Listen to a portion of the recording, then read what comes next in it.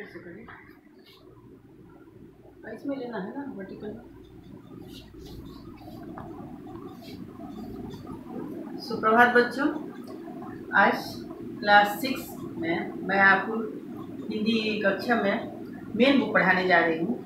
तो main book जो है उसमें उसकी किताब जो है वो आपकी ये है अनुपम हिंदी पाठमाला।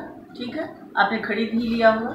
तो हमेशा की तरह इस बार भी जो है इस बुक में सबसे पहले क्या है, पहला पाठ है वो है कविता। और जो कविता है उस कविता का जो शीर्षक है वो है माँ। ठीक है, और बहुत अच्छी कविता है। इसे जो लिखा है कवि, उनका नाम है डॉक्टर जगदीश व्योम। डॉक्टर जगदीश व्योम जो है उन्होंने बड़ी खूबसूरती से माँ का जो है इसमें चित्रण किया है, माँ का जो है वर्णन किया है। वो आपको हम कविता की लाइन में समझाएंगे। तो डॉक्टर जगदीश, आप जो अपनी कॉपी में जैसे कि कविता लिखेंगे 8 पंक्तियाँ, तो कवि परिचय भी लिखेंगे, उसमें इनका जो है इनके बारे में जो बुक में है वो आप लिखेंगे।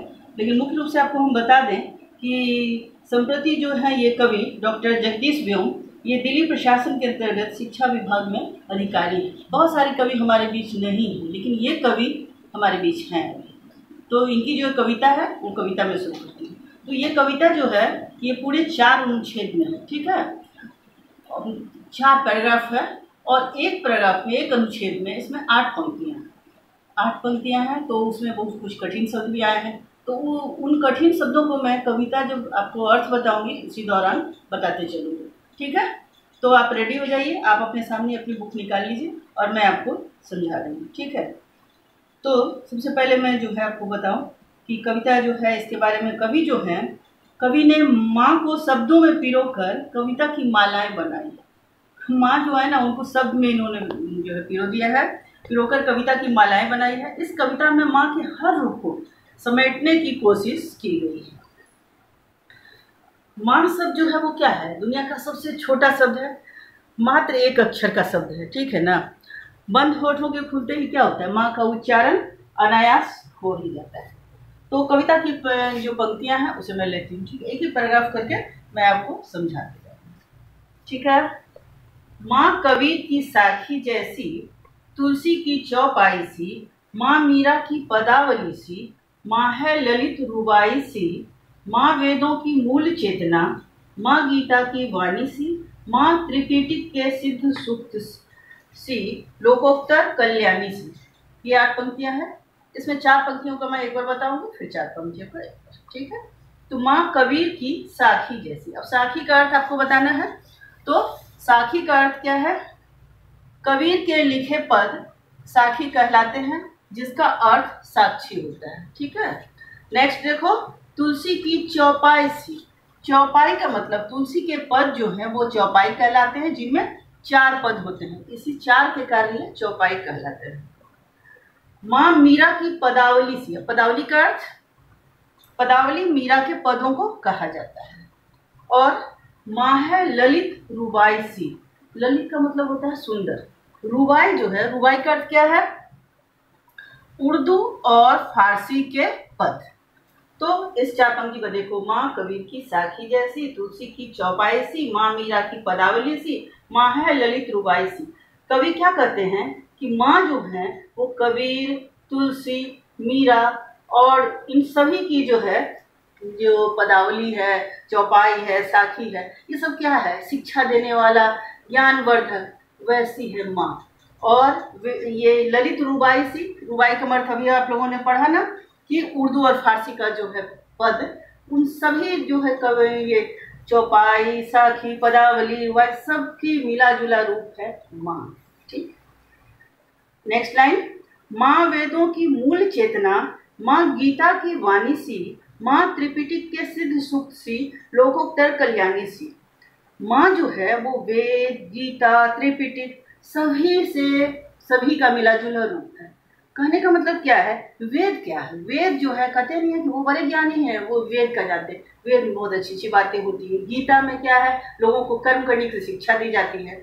और आपको बता दें त्रिपिटक क्या है, ये आपको जानना जरूरी है। त्रिपिटक जो है बौद्ध धर्म का प्राचीनतम पवित्र ग्रंथ है। तो कवि कह रहे हैं कि माँ, वेद, गीता, त्रिपिटक इन सब का मिला जुला जो है एकदम पवित्र रूप है, ज्ञान देने वाली जो होती है माँ, इसीलिए।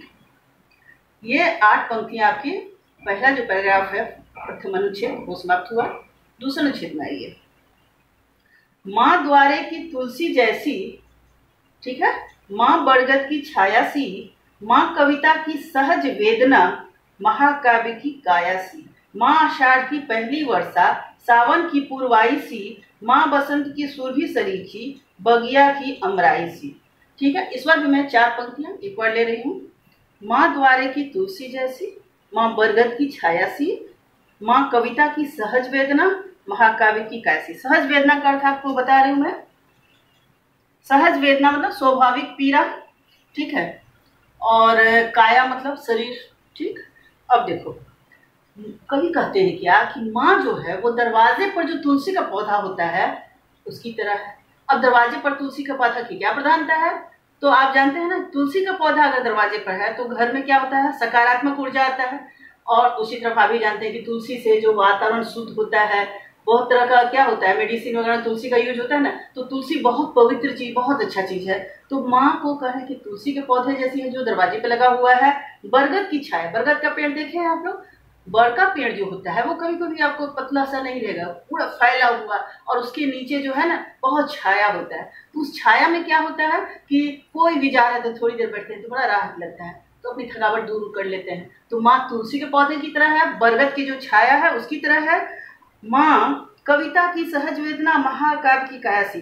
कोई कविता लिखते हैं तो अचानक कैसे कविता कैसे निकल आता है मन से, तो कविता के जो मन के अंदर का भाव आ जाता है।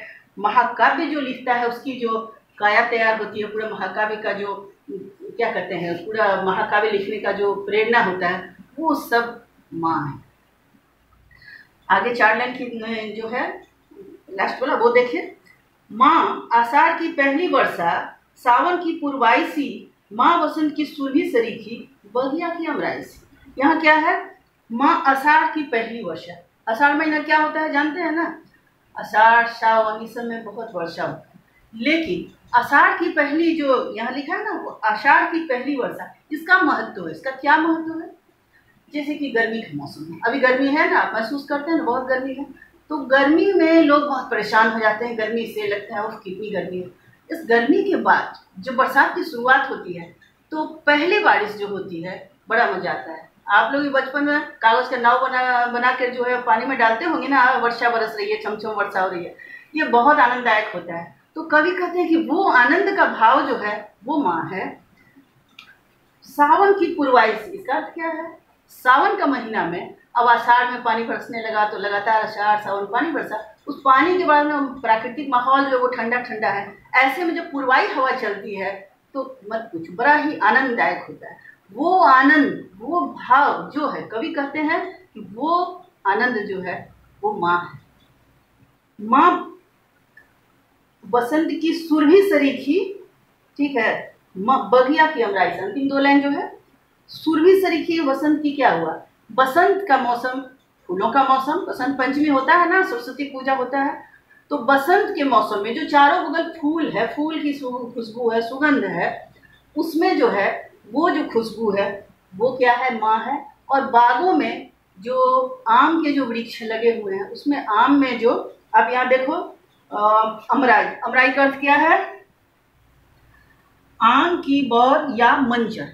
आम के पेड़ में आम जो अभी खा रहे हैं ना, अभी तो आम का मौसम है, लेकिन आम जब शुरू में निकलते हैं ना तो छोटे छोटे छोटे छोटे होते हैं, वो मंजर जो होता है, वो जो बगीचा में भरा होता है, बहुत सारे मंजर धीरे धीरे गिर जाते हैं, तो वो जो पूरा बगीचा से गुजरने पर कैसा लगता है, एक अलग ही खुशबू लगता है आम का। कवि कह रहे हैं कि माँ वो खुशबू जो है किसका, बगिया की अमराई सी, वो माँ है। और बसंत की जो खुशबू है वो तो है ही। यही जो है 8 पंक्तियों में कवि ने बड़ा ही खूबसूरती से वर्णन किया है। अब आइए आप लोग तीसरे पैराग्राफ में, ठीक है, बढ़े आगे। अब आगे देखिए, माँ यमुना की श्याम लहर सी, श्याम का अर्थ तो बताऊंगी बाद में, रेवा की गहराई सी, माँ गंगा की निर्मल धारा, गोमुख की ऊंचाई सी, माँ ममता का मानसरोवर, हिमगिरी सा विश्वास है, माँ श्रद्धा की आदि शक्ति सी, काबा है, कैलाश है। इसका अर्थ चार चार लाइन करके, जैसे हर बार बता रही हूँ मैं। माँ यमुना की श्याम लहर सी। श्याम क्या है? श्यामली। सांवला रंग को क्या बोलते हैं? श्याम। तभी तो कृष्ण जी को बोलते हैं ना श्याम। तो माँ यमुना की श्याम लहर सी। यमुना नदी का जो लहर है, यमुना नदी के बारे में जानते हैं ना, उसका जो रंग है वो थोड़ा है ना श्यामला। तो वो जो धारा है वो धारा की तरह माँ है। रेवा की गहराई सी, और रेवा नदी की जो गहराई है वो गहराई माँ के अंदर है। कितने सारे दुख वगैरह सब माँ अपने अंदर छुपाए रखती है। माँ गंगा की निर्मल धारा गोमुख की ऊंचाई। माँ जो है गंगा नदी की जो पवित्र धारा है उसके समान है, और गोमुख की ऊंचाई सी, जहां से गंगा निकलती है। अब गोमुख का अर्थ मैं आपको बता रही हूँ। गोमुख गंगा के निकलने का स्थान, ठीक है। तो गंगा जहाँ से तो गंगा निकल के आ रही है जमीन पर, वो जगह जो है वैसी जगह वैसी ऊंचाई पर माँ है, जो वहाँ जैसे गंगा नदी नीचे आके समुद्र धरती को पवित्र कर रही है, वैसे ही माँ का जो है प्यार वो पूरी धरती पे आके पवित्र कर रहा है। तो माँ गंगा की निर्मल धारा गोमुख की ऊंचाई सी। अब आगे की चार पंक्तियां ले रही हूँ।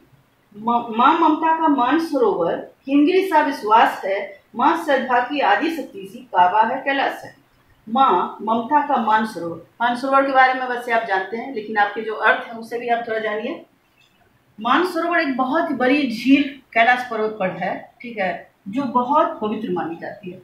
तो कवि कहते हैं कि वो जो मानसरोवर है, पवित्र झील, वो माँ है।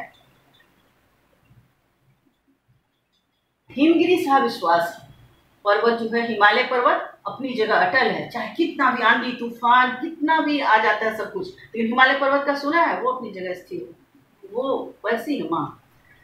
माँ श्रद्धा की आदि शक्ति सी, काबा है, कैलाशी। आदि शक्ति किसको बोलते हैं? आदि शक्ति होते हैं भगवती, माँ दुर्गा, काली, जो भी होती है। तो कहते हैं कवि कि माँ जो है वो श्रद्धा जो है, माँ के प्रति जो श्रद्धा है वो कैसा है? क्योंकि माँ कैसी है? आदि शक्ति की तरह है, भगवती की तरह, जो हमारी सारी परेशानी को हरने वाली। काबा है, कैलाश है। वो तीर्थ काबा भी है और कैलाश भी, ठीक है। तीसरा अनुच्छेद भी पूरा हुआ। इसमें भी देखो माँ का कैसा रूप का वर्णन किया गया है। आगे बढ़ते हैं, और ये अंतिम पैराग्राफ है जिसको बोलते हैं चौथा पैराग्राफ को। माँ धरती की हरी दूब सी, माँ केसर की क्यारी है, पूरी सृष्टि निछावर जिस पर, माँ की छवि ही न्यारी है। माँ धरती की धैर्य सरीखी, माँ ममता की खान है, माँ की उपमा केवल है, माँ सचमुच भगवान है। फिर चार पंक्तियां। माँ धरती की हरी दूब सी। दूब तो आप जानते होंगे, दूब क्या होता है? दुभी घास जो होता है वो चारों बगल देखते हैं, जहां भी जाओ जमीन पर फैला है। अगर आप घास पर पैर डालेंगे तो आपको पैर को आराम लगता है। तो माँ धरती की हरी दूब सी, माँ तो हरी दूब की तरह है। माँ केसर की क्यारी है। क्यारी क्या होता है? क्यारी वैसे आप जानते हैं, लेकिन आपके अर्थ लिखे हुए हैं यहाँ, तो उसे भी देख लो। पेड़ पौधे लगाने के लिए सभी तरफ से बनाई छोटी सी दीवार के बीच की मिट्टी। क्यारी क्या होता है? एक पौधा है, उसको चारों बगल से छोटा हल्का ऊंचाई का दीवार जैसे घेर दिए, जैसे कि सारे पानी खाद उसके पास पहुंचते रहे, जरा भी इधर उधर न हो, वो क्यारी कहलाता है। तो कवि कह रहे हैं कि माँ धरती की हरी दूब, माँ केसर की क्यारी है। केसर आप जानते हैं कितना कीमती चीज है। वो केसर जो है कहाँ खेती होती है? इसके कश्मीर में, ठीक है। तो माँ धरती की हरी दूब की समान है, तो केसर जो है उसकी क्यारी है, और पूरी सृष्टि निछावर जिस पर, माँ की छवि ही है। पूरी कायनात जो है वो माँ पर निछावर है, सब माँ के आगे कम है। तो माँ की छवि ही न्यारी, माँ की जो सुंदरता है, छवि जो है वो सबसे अलग है। माँ धरती की धैर्य शरीकी, माँ ममता की खान है, माँ की उपमा केवल है, माँ सचमुच भगवान है।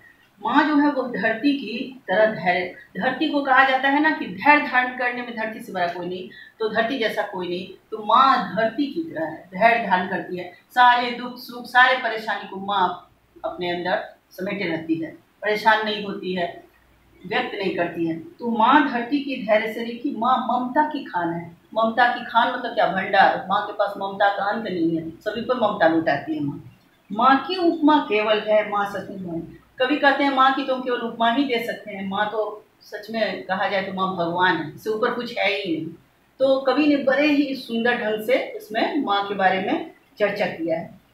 और ये पूरी कविता पंक्ति के हिसाब से तो आप समझ गए, लेकिन मुख्य रूप से जो कविता का जो अर्थ हुआ अंत में मैं वो भी समझाती हूँ। अगर आपको ये सब भूल जाए तो पूरी कविता का जो मुख्य चीज है वो ये कि माँ हम सभी के जीवन की क्या है, धुरी है, जिसके चारों ओर घूमते हुए हमारा जीवन सुख में कटता रहता है। चारों बगल हमारा जीवन आराम से कटता रहता है। कवि जो है ये अपने जीवन में जिन जिन को उत्तम मानते हैं, जहाँ जहाँ उन्हें शांति मिलती है, जो जो तत्व जीवन में महत्वपूर्ण प्रतीत होते हैं कवि के जीवन में, उनमें माँ की झलक पाते हैं। माँ की छवि अद्भुत होती है, क्योंकि माँ की छवि अद्भुत होती है। तो इस तरह से ये कविता समाप्त हुई। और आपका ये जो कविता है, इस कविता के अंतर्गत मौखिक प्रश्न, लिखित प्रश्न और ये समान अर्थ, बहुत सारे वर्ड विशेष वगैरह जितने ही चीज़ हैं वो सारे आपको अगले वीडियो में बने हुए हैं, जो आप देखेंगे तो उससे आप कॉपी में आराम से कर सकते हैं। ठीक है, आज के लिए आपका पढ़ाई इतना ही। आप घर पर रहिए, सुरक्षित रहिए, अपनी पढ़ाई करते रहिए। क्यों? क्योंकि हमेशा ही आपको स्कूल में क्या सिखाया है, समय किसी का इंतजार नहीं करता है। समय थोड़ी रहेगा, समय तो आगे बढ़ते ही जाएगा ना, और पता चलेगा ये साल खत्म हो रहा है, लेकिन पढ़ाई तो आपका होना चाहिए। तो हम लोगों का कोशिश है और आप लोग का सहयोग है तो पढ़ाई आपका कमी नहीं होगा। ठीक है बच्चों, ठीक है, धन्यवाद आप लोगों का।